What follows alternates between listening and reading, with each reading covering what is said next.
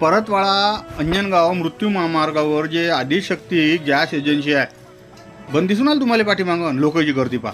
अरे बापा बापा, लोकांची गर्दी होय का काय होय राजो, एवढं मोठं ऊन आहे. दुपट्टे कानाले बांधून लोकांनं त्या ठिकाणी केली गर्दी. अजूनही म्हटलं त्याला सिलेंडरची वाटच आहे. तो विशेष म्हणजे कसं आहे, लोकांनी याच्या पाठीमागाला त्याच्या पाठीमागं करता करता पाना लंबी लचक सिलेंडरची लाईन त्या ठिकाणी पाहायला भेटली.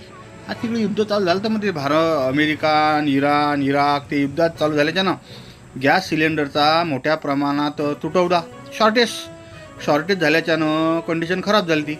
पण इतकं असूनही साऱ्या इकडच्या गॅस एजन्स्या हळूहळू लाईन दुरीवर आल्या असून अजूनही हे इंडियन एजन्सी जी आहे परतवाड्याची याची लाईन दुरी कोण्या ठिकाणी चुकली याचं साऱ्यात मोठा विचार सर्वसामान्य लोकांना पडला आहे. त्यातल्या त्यात असं होऊन आलं की गॅस एजन्सीच्या माध्यमातून ज्या पहिले गाड्या घरपोच भेटून आल्या त्याही गाड्या भेटायसाठी त्रास होऊन आला. त्या कहून होऊन राहिलं बाबा, काय होऊन आलं? तर पुरवठा निरीक्षकानं याच्यावर आता काहीतरी मार्ग काढायला पाहिजे. सांगा, एवढं उन्हात तानात राजेहो त्या ठिकाणी लोकांना निरा तक तक तक तक करायला लागून आलं. पहिले कसं 2 काळ्या मोडल्या चुलीवर स्वयंपाक होत जाय, पण आता जिकडे तिकडे पडली गॅस सिलेंडरची सवय त्याच्यानं या लोकांचे सध्या वज्जर वाके चालू असल्याची बातमी गावरान नेट.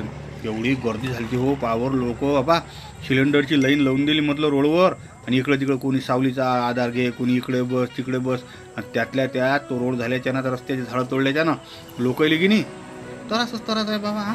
आता प्रशासनानं हा जो तुकवडा आहे हा नेमका कोण पडला काय पडला याचा मार्ग शोधावा आणि याच्यावर मार्ग काढावा असं सर्वसामान्य लोकांचं म्हणणं आहे.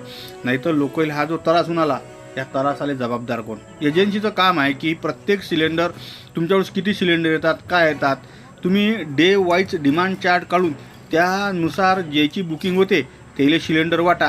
एक तर काय सिलेंडर बुक केले ताबडतोब आजकाल मॅसेज लोकला वाटते बा मॅसेज आला म्हणून आपलं सिलेंडर बुक झालं काय, तर लोक जातात रिकामं हांडी घेऊन त्या ठिकाणी हांडी घेऊन बसतात आणि इकडे ऊन जर माणसाला सुचू देऊन राहिलं. तर प्रशासनानं या साऱ्या गोष्टीवर मार्ग काढावा आणि जो नॉर्मल लोक आहेत की नाही सर्वसामान्य ज्याला म्हणतात आम आदमी या लोकांना होणारा त्रास रोखल्या गेला पाहिजे. पाना एवढी लंबी लचक लाईन होती आणि त्यातल्या त्यात त्याचं जे गेट आहे ना ते गेटही त्या ठिकाणी बंद दिसेल असल्याच्यानं लोकांचे वज्जर वाके चालू आहेत. मतलब बरं, त्या अमेरिका आणि इराकचं युद्ध थांबून लई दिवस झाले, मग इतकं असूनही त्या ठिकाणी जे सिलेंडरची सर्व्हिस आहे हे सिलेंडरची सर्व्हिस पुरवत का होऊन नाही राहिलं?